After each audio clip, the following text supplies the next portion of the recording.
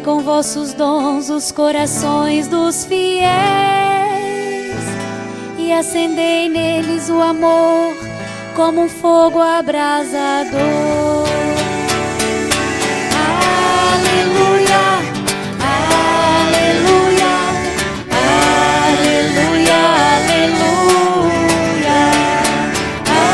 aleluia, aleluia, aleluia, aleluia.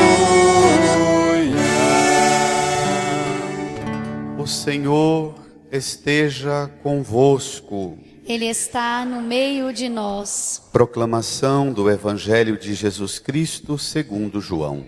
Glória a vós, Senhor. Ao anoitecer daquele dia, o primeiro da semana, estando fechadas, por medo dos judeus, as portas do lugar onde os discípulos se encontravam, Jesus entrou e, pondo-se no meio deles, disse: A paz esteja convosco. Depois dessas palavras, mostrou-lhes as mãos e o lado. Então os discípulos se alegraram por verem o Senhor. Novamente, Jesus disse: A paz esteja convosco. Como o Pai me enviou, também eu vos envio. E depois de ter dito isso, soprou sobre eles e disse: Recebei o Espírito Santo. A quem perdoardes os pecados, eles lhes serão perdoados. A quem os não perdoardes, eles lhes serão retidos. Palavra da salvação. Glória a vós, Senhor. Aleluia, aleluia, aleluia, aleluia, aleluia, aleluia, aleluia, aleluia. Sentados num tempo de profundo silêncio, invoquemos sobre nós o sopro do Espírito Santo, para que compreendamos a palavra, vivamos a palavra.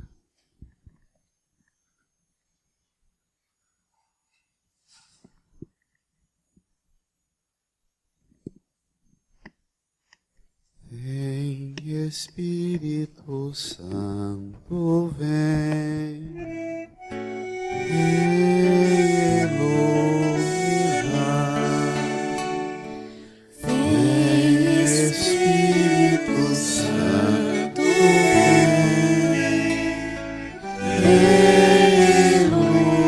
iluminar. Vem, Espírito Santo, vem iluminar. Vem, Espírito Santo, vem iluminar.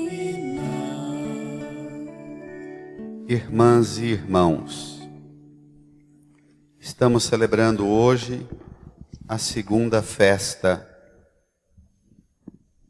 que o Antigo Testamento considerava mais importante. Para o Antigo Testamento, a primeira era a Páscoa e a segunda era Pentecostes. A Páscoa marcava a saída da escravidão do Egito para a Terra Prometida. Pentecostes marcava, no caminho da Terra Prometida, o Senhor dando a Moisés a lei bíblica para guiar o povo. Então Pentecostes está associado a uma montanha e a manifestação esplendorosa de Deus dando ao seu povo os mandamentos, a palavra escrita para guiar o povo. Antes dessa revelação a Moisés, a festa de Pentecostes era uma festa agrícola, era a festa da colheita. A Páscoa era a festa da comida dos primeiros grãos. Se colhia os primeiros grãos, como esses bonitos aqui de sorgo, se colhia o pão ázimo dos primeiros grãos, e quando terminava toda a colheita, se amontoavam as palhas e fazia uma celebração na roça, queimando a palha, fazendo aquela luz esplendorosa no meio da noite ser um tipo de louvor a Deus. Está associada a festa de Pentecostes à grande ação de graças a Deus pela fertilidade da terra, pela fartura da colheita. Nossa festa junina tem um pouco esse caráter. Aqui no Goiás, a festa junina era o encerramento da colheita do milho, do feijão, do arroz. Se reuniam as famílias para comer os frutos da terra e bendizer a Deus por essa fartura. Mas, na revelação de Cristo, tanto a Páscoa quanto o Pentecostes ganham um significado novo. A Páscoa é a passagem de Cristo e a passagem nossa, da morte para a vida, do pecado para a graça. Ele, por sua passagem, garante a nossa passagem dessa vida para a eternidade, do pecado para a vida íntima de graça com Deus. E Pentecostes é o dom sobrenatural que Cristo derrama do céu, imediatamente chegando à direita do Pai, sentando à direita do Pai, derrama o primeiro dom, o primeiro fruto da sua redenção, é dar à igreja o Espírito Santo. Nós temos uma fraca compreensão e pouco falamos do Espírito Santo. As leituras de hoje apresentam para nós algumas características de alguém que vive uma vida em Cristo e necessariamente uma vida de intimidade com o Espírito Santo. Que significa ter em você a presença do Espírito Santo? Vamos ver os sinais. Primeira leitura, número 6 do seu folheto. Atos dos Apóstolos. Quem escreveu o livro dos Atos dos Apóstolos foi o mesmo autor do livro do Evangelho de Lucas, mesmo Lucas. Segundo os Atos dos Apóstolos, o Espírito Santo foi derramado à igreja 10 dias depois que Jesus subiu para o céu.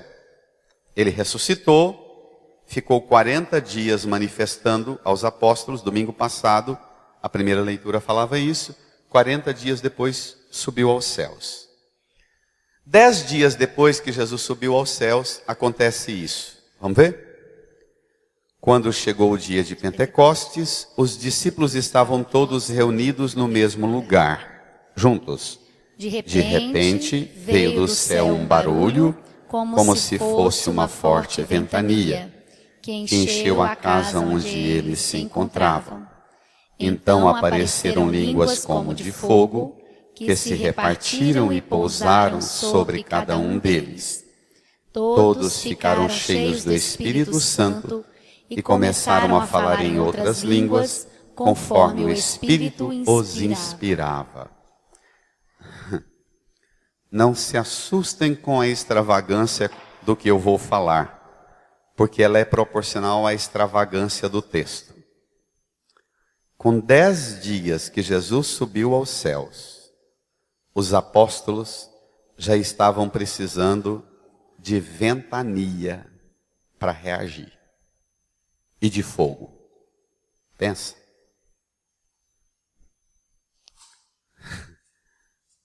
Como é que estamos nós hoje? Qual o tamanho da ventania divina que nós precisamos hoje para reagir ao marasmo e às dificuldades que nos impõem uma vida de conformidade com o mundo? Os discípulos fortemente marcados por essa trágica e dolorosa morte do Senhor. Mesmo ele aparecendo ressuscitado, 40 dias, mas os discípulos estavam ainda tomados por uma descrença, um desânimo, um cansaço, uma tristeza da alma.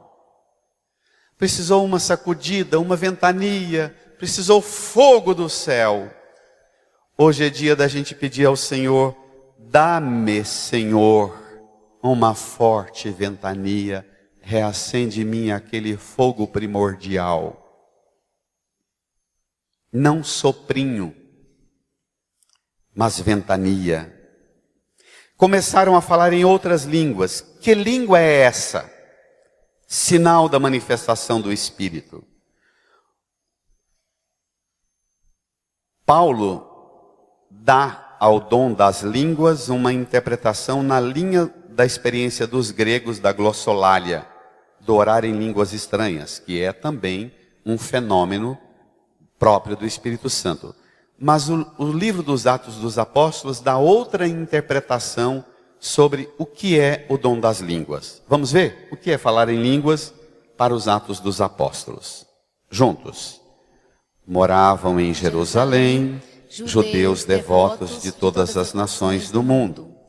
Quando ouviram o barulho, juntou-se a multidão e todos ficaram confusos, pois cada um ouvia os discípulos falar em sua própria língua. Cheios de espanto e admirados, diziam: esses homens que estão falando não são todos galileus? Como é que nós os escutamos na nossa própria língua? Nós que somos partos, medos e elamitas, habitantes da Mesopotâmia, da Judéia e da Capadócia, do Ponto e da Ásia, da Frígia e da Panfilha, do Egito e da parte da Líbia, próxima de Cirene, também romanos que aqui residem, judeus e prosélitos, cretenses e árabes. Brada? Todos nós os escutamos anunciarem as maravilhas de Deus na nossa própria língua. Olha, essa reação do povo que escutava os apóstolos, ela é reveladora. Eles dizem: esses que estão falando conosco, não são todos galileus? Sabe o que significa isso? Não é um bando de caipira lá do norte. Não é um bando de filho de carpinteiro, de pescador, de plantador de lavouras, de cuidador de rebanho, que seguia um tal de um mestre. Não é uma gente simples, sem nenhuma base cultural, sem formação, sem faculdade, sem instrução. Como é que essa turma simples, ignorante, caipira, consegue falar na língua minha, eu que sou um estrangeiro aqui nessa Jerusalém? Ah, você sabe a minha língua? Não só qualquer língua, não para falar qualquer coisa, mas todos nós os escutamos falar das maravilhas de Deus na nossa própria língua. Irmã, irmão, nós vivemos já há um bom tempo na igreja uma grande crise na transmissão da fé.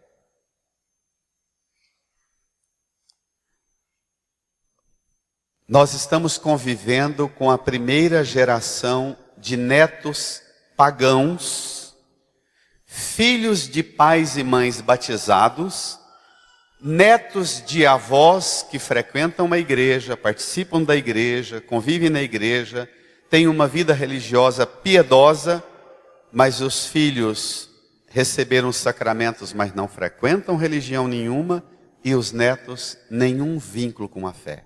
Não estamos vivendo isso? E nós, já, nesses 2 últimos séculos, mas principalmente nos últimos 50, 60 anos, nós, a igreja e nós pregadores, incutimos na cabeça que a culpa é do mundo, era do rádio, depois da televisão, depois do computador, depois do celular. Cada momento nós transferimos essa culpa para um fenômeno da ciência e tecnologia moderna. E dizemos, é o mundo que está mal. E esse texto do livro dos Atos dos Apóstolos diz que o problema não é do mundo. O problema é que a igreja, o cristão, precisa ser qualificado, capacitado para falar das maravilhas de Deus na língua que o outro é capaz de entender. Nós temos dentro da nossa casa esposa, esposo que não entende as maravilhas de Deus, filhos, netos, genros, noras que não conhecem as maravilhas de Deus. E nós sempre falamos que a culpa é deles. E a palavra de Deus fala que hoje o problema é nosso, meu e seu. Nós precisamos parar de apontar o dedo para eles e dizer, e apontar a mão para o alto e dizer, Senhor, dá-me o fogo, Senhor, dá-me uma forte ventania, Senhor, capacita-me, qualifica-me, para que eu fale das maravilhas de Deus na língua que as crianças, que os adolescentes, que os adultos são capazes de compreender. Nós arrumamos desculpas de toda sorte, dizendo, esse meu filho, essa minha filha não entende por causa daquilo. A partir de hoje nós temos que dizer, esse filho, esse neto, esse genro, essa nora não entende porque eu não tenho dado abertura para que o Espírito Santo me capacite, me qualifique, para que eu lhe anuncie as maravilhas de Deus. E aí vai acontecer o contrário. Porque hoje a gente vai falar das coisas de Deus para eles, eles apontam o dedo para nós e dizendo, logo você. Vai chegar um tempo em que eles vão dizer o contrário. Como você, mãe, pai, vovó, tendo essa fraqueza, consegue me falar de maravilhas tão belas? Ao invés de ser uma interrogação, como você, vai ser uma exclamação. Mas para isso acontecer, nós temos que entender que só ocorrerá mediante uma coragem nossa de pedir um furacão impetuoso do céu. A fé cristã para nós católicos virou transmissão de norma, regra, doutrina, tradição, costumes. Deixou de ser transmissão das maravilhas de Deus. Quando nós falamos de religião com as novas gerações, nós falamos de regra, norma. Deixou de ser proclamação das maravilhas de Deus, que encanta, inflama, abrasa, incendeia a alma daqueles que se nos escutam. Vamos à segunda leitura.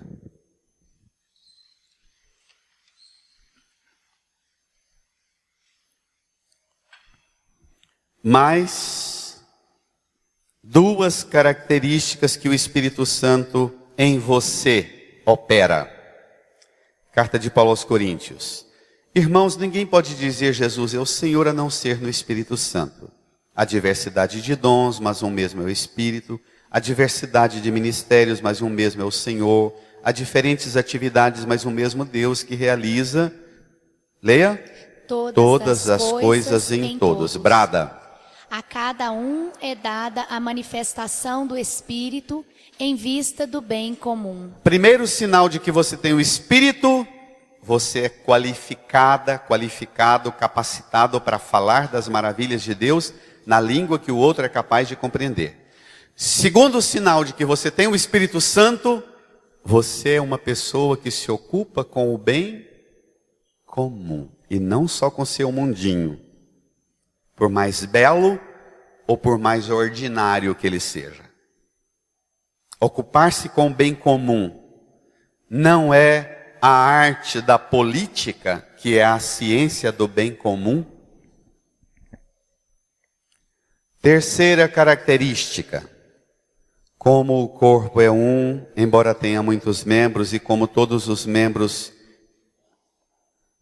embora tenha muitos membros, e como todos os membros do corpo, embora sejam muitos, formam um só corpo, assim também acontece com Cristo. Juntos.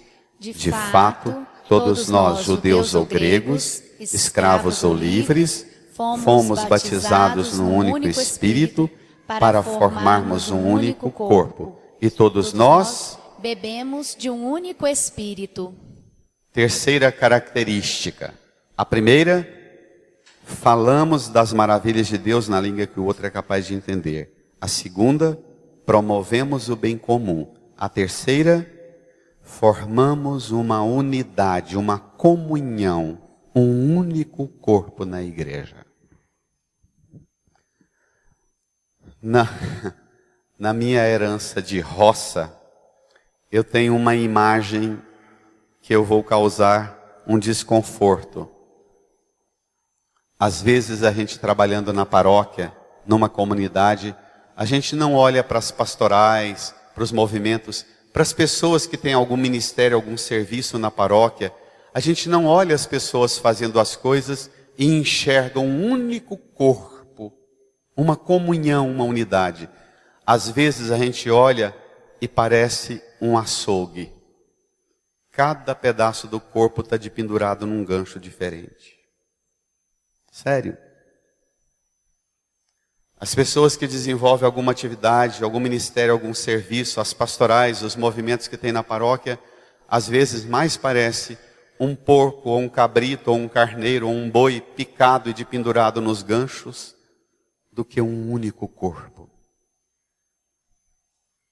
Essa íntima vinculação dos órgãos e dos membros que dá uma unidade no seu corpo é imagem da nossa relação na participação da igreja. Expressão de uma unidade que o povo, olhando para nós, os não cristãos, os não crentes, os afastados, olhando para nós, a forma com que nós somos e fazemos as coisas, dá uma unidade, uma harmonia que dizem, isso só pode ser coisa divina, sobrenatural. Quantas pessoas deixam uma igreja porque vêm para a igreja para fazer as coisas do jeito que elas querem, do jeito que elas ambicionam, para ter os prestígios e os benefícios que elas idealizam, e que se houver um mínimo de esforço do padre em dar um rumo, elas dizem, não me interessa, não me ajudo mais. Se não for expressão dela, da tinta única dela, para ela não faz parte do corpo de Cristo. Mas tem mais. O Evangelho. Falar das maravilhas de Deus na língua que o outro é capaz de entender. O bem comum, formar um só corpo. E Jesus agora apresenta mais algumas no Evangelho, número 10 do seu folheto. Ao anoitecer daquele dia, o primeiro da semana, estando fechadas por medo dos judeus, as portas do lugar onde os discípulos se encontravam. Leiam comigo. Jesus entrou e pondo-se no meio deles disse, brada, a paz esteja convosco. Depois dessas palavras, mostrou-lhes as mãos e o lado. Leia. Então os discípulos se alegraram por verem o Senhor. Espera lá. O quarto sinal da nossa vida no Espírito é se a gente tem paz e alegria dentro de nós. Não é se não tem problema, se não tem dificuldade, se não tem provação. O conceito que impera no mundo de hoje de paz, infelizmente, é o conceito herdado da mentalidade do Império Romano, a Pax Romana. Em que consistia a Pax Romana? A preocupação do imperador era se não tinha rebelião nos territórios ocupados. Se não tinha grupos, nações, tribos se rebelando contra o império, estava pagando o imposto direitinho e se estava submisso ao exército do Império Romano. A Pax não é se tinha bem, dignidade, saúde, justiça, vida decente para o cidadão do Império Romano. A Pax Romana era tão somente se não tinha rebelião. Nós trouxemos esse conceito de Pax Romana para nossa casa. Não, lá em casa está tudo em paz, não tem ninguém brigando. Porque está cada um no seu quarto, no seu computador, no seu celular, na sua televisão. Essa é a Pax Romana, que não tem nada a ver com a paz bíblica, com a paz do Evangelho. Não é a ausência de conflito ou de rebelião. A Pax cristã é a presença do ressuscitado que move-nos a viver de uma forma nova, para além das realidades, contradições e ambiguidades que nos cercam. Um enfrentamento novo.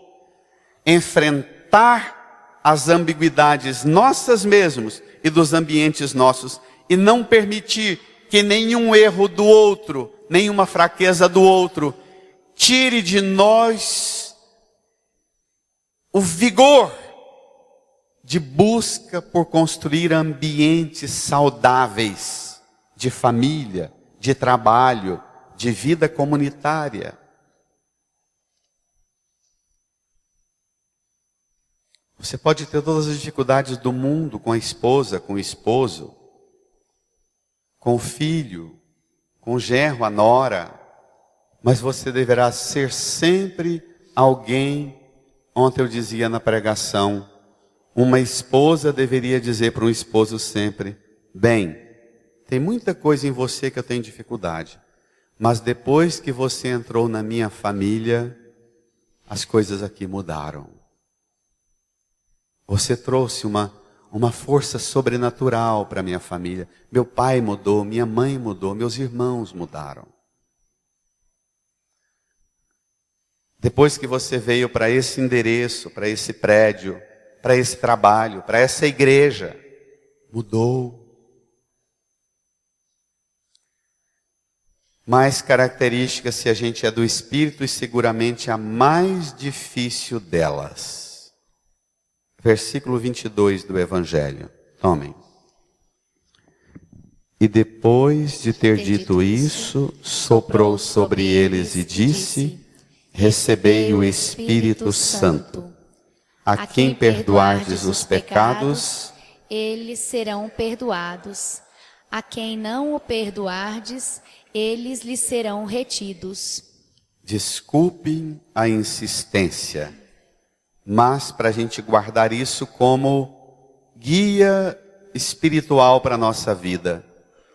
Ter em mim, ter em você o Espírito Santo significa ser capaz, qualificado, capacitado para falar as maravilhas de Deus na língua que o outro é capaz de entender, promover o bem comum, ser um só corpo na igreja, ser homem e mulher da alegria e da paz.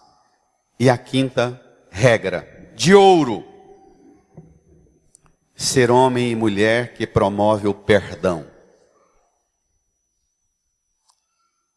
Ser gente que onde entra e de onde sai, a marca que nós devemos deixar é a marca do perdão e da reconciliação, e não da encrenca.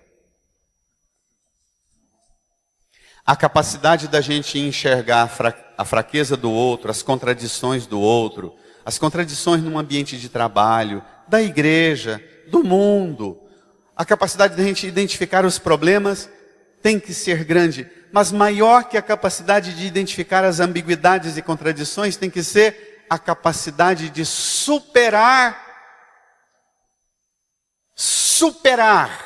aquilo que gera um ambiente ruim e sair dali ou permanecer ali, deixando um ambiente de reconciliados.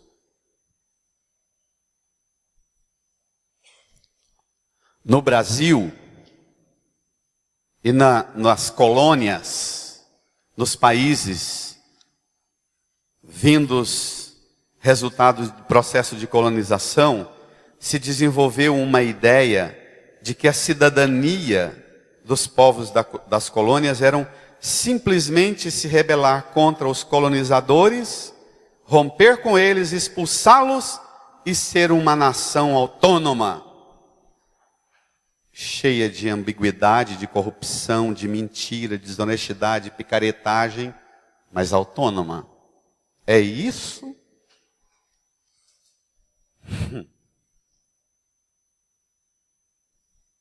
Basta simplesmente ser capaz de gritar contra os colonizadores, opressores, mas para reproduzir, desculpe a grosseria da expressão, essa porcaria que nós reproduzimos.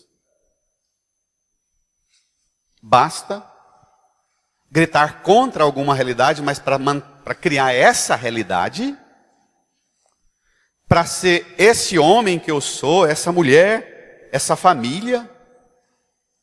Nós deveríamos olhar para nós e perguntar insistentemente. Paulo, na segunda carta aos Coríntios, capítulo 5, versículo 18, diz: Deus, por Cristo, olhe para a cruz para você escutar isso. Deus, por Cristo, nos reconciliou consigo e nos deixou o ministério da reconciliação. Confiou o ministério da reconciliação. Colocou em nós a palavra da reconciliação. Algumas traduções antigas diz que Deus, por Jesus, implantou em nós, enxertou em nós a palavra da reconciliação. Nós deveríamos ser homens e mulheres criadores de ambientes de reconciliados.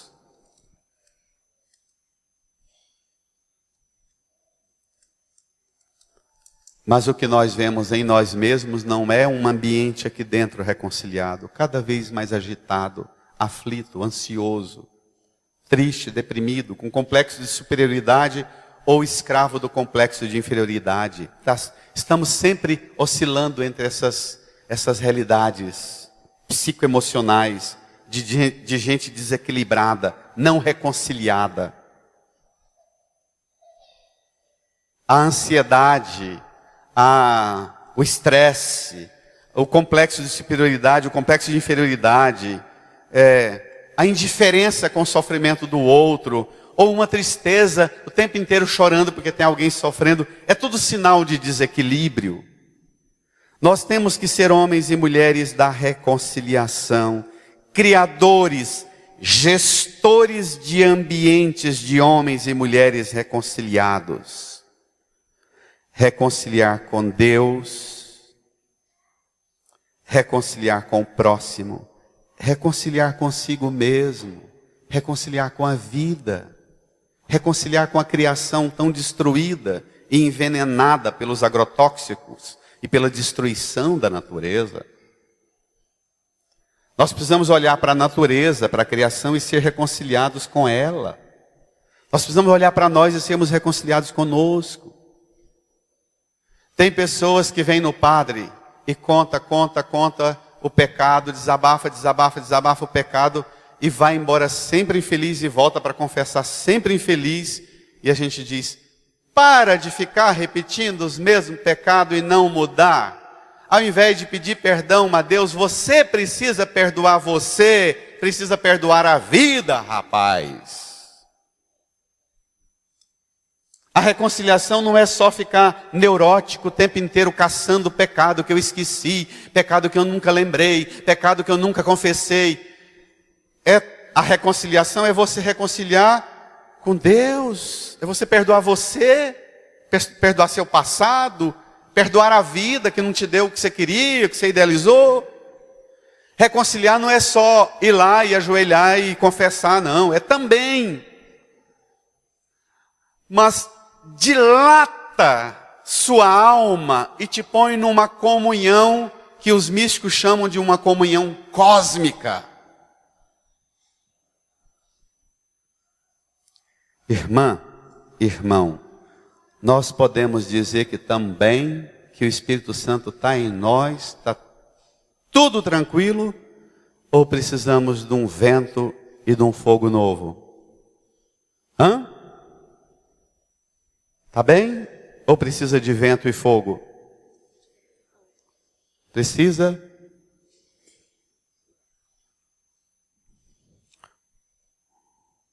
O Espírito Santo, você precisa aprender a descobri-lo em você. Talvez hoje a grande oração nossa para elevar ao céu é dizer: Senhor, ajuda-me a descobrir sua presença em mim. Tomar consciência dessa presença é como se ela viesse em nós. Essa verdade é a fonte de toda a experiência espiritual. Descobrir em nós a centelha divina. A experiência espiritual consiste em alcançar dentro de si esse fogo, essa reserva de sopro do céu. Quando a gente aprende a meditação, ou faz pilates e aprende a respirar, uma das coisas que mais causa e provoca equilíbrio numa pessoa desequilibrada e ansiosa é aprender a respirar. A ansiedade vai deixando a gente tão desequilibrado que a gente não solta a respiração. A gente fica sempre puxando, né? E o equilíbrio vem por encher e soltar tudo. Encher, a gente quer mais ar, mas não solta o ar tóxico que tem dentro da gente. É isso que causa tudo quanto é espécie de transtorno no funcionamento do organismo. Descobrir essa fonte de Deus em ti. Os místicos ousam dizer: temos Deus dentro de nós, e tão unido a nós, que Deus é a nossa própria profundidade. Conheça-te a ti mesmo e encontrarás Deus em ti. Aqui está a grande novidade da mensagem e da experiência de Jesus. Revelar que o lugar da presença de Deus é o ser humano. Ele é experimentado dentro de você, mas também deve ser experimentado e descobrido dentro de cada ser humano. Aqui vem a reconciliação. A presença surge de dentro e nos sensibiliza a recebê-lo no outro. Deixa Deus ser Deus em teu interior. Isso é o que define o que a gente chama de espiritualidade. Deixar Deus ser Deus na minha íntima realidade. Isso é mística, isso é espiritualidade. Mas a gente vem na igreja para pedir trem ou para agradecer trem. A gente não vem na igreja para ter uma experiência mística de mergulho no mais íntimo de si. Encontrar dentro de você aquele ventinho suave que vai virar uma ventania, aquela faísca que vai virar um fogo novo, que iluminará os ambientes pelos quais você passa, na sua casa, no seu trabalho, na sua família, na sua igreja.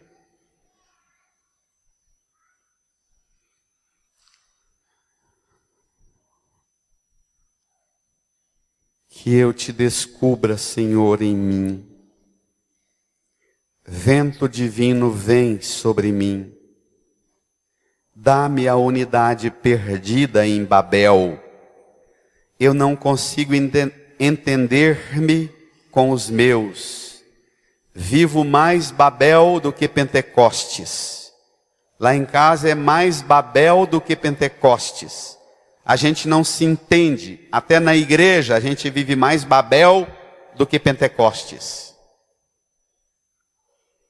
Incline a sua cabeça, invoque o sopro do Espírito sobre você, para que comece a ventar dentro de você e a sair de você todo o gás tóxico que você armazena de sentimentos ruins, de pensamentos ruins, de experiências traumáticas.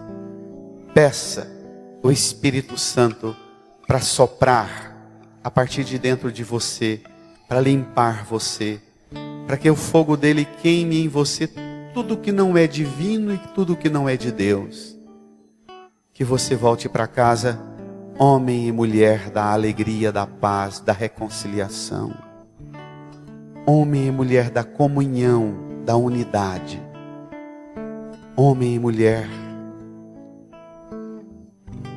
do entendimento.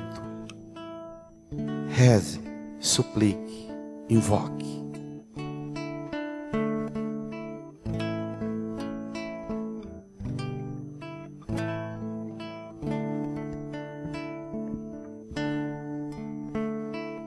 Vem Espírito Santo, vem iluminar.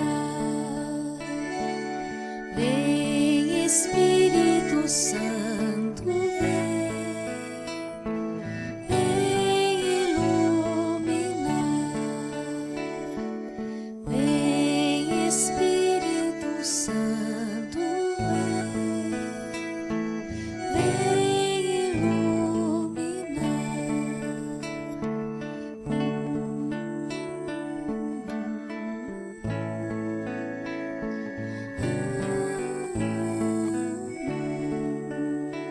Sobre a minha mente, sobre o meu coração. Vem Espírito Santo, vem iluminar. Sobre o nosso corpo, sobre a nossa alma. Vem Espírito Santo, Canta pedindo. vem iluminar. Sobre o nosso pensamento, os nossos sentimentos. Vem Espírito Santo, vem iluminar. Sobre o nosso corpo. Vem Espírito Santo, vem iluminar. Vamos cantar? Vem. Vem Espírito Santo, vem iluminar. Sobre a nossa casa, a nossa família. Vem Espírito Santo, vem iluminar. Sobre o trabalho, a escola dos meninos e meninas. Vem Espírito Santo, vem iluminar. Sobre a cidade, todo mundo que precisa do bem comum. Vem Espírito Santo, vem iluminar. Sobre a igreja, o Papa, os bispos. Vem Espírito Santo, vem iluminar. Sobre os que pregam o Evangelho. Vem Espírito Santo, vem iluminar.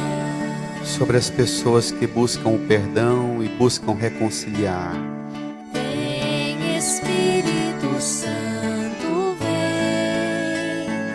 vem iluminar. Sobre as esposas e esposos, Vem Espírito Santo, vem iluminar. sobre todos os que trabalham por um mundo melhor, Vem Espírito Santo, vem iluminar. sobre os doentes, cansados e abatidos, Vem Espírito Santo, vem iluminar. fiquemos em pé, sobre cada um de nós, sobre a nossa paróquia. Vem Espírito Santo, vem iluminar. Sobre as pastorais e movimentos da paróquia, Vem Espírito Santo, vem iluminar. sobre os servos e servas desta comunidade, Vem Espírito Santo, vem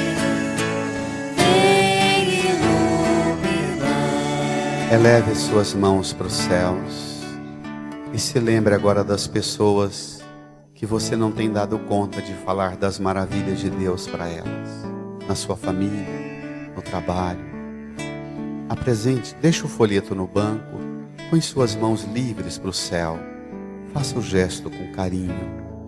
Põe essas pessoas agora na presença de Deus. Vem, Espírito Santo. Vem iluminar. Sobre as pessoas que você precisa perdoar e levar o perdão a elas. Vem Espírito Santo, vem iluminar. Vocês, as vozes, Vem Espírito Santo, vem como um sopro do céu mais forte, vem. Vem Espírito Santo, vem iluminar. Como um fogo abrasador, vem. Vem Espírito Santo, vem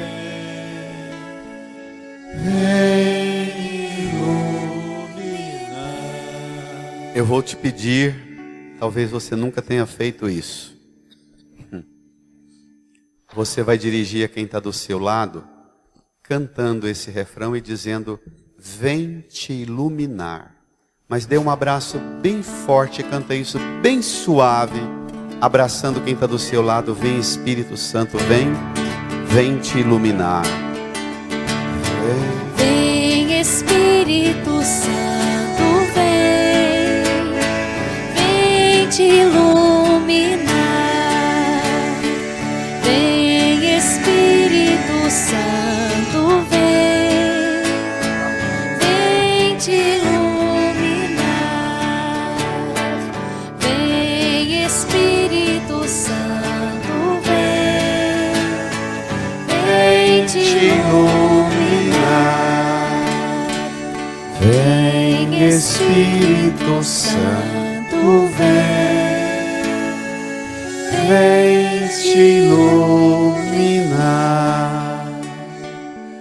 Vem Espírito Santo, vem te iluminar. suave murmúrio da brisa.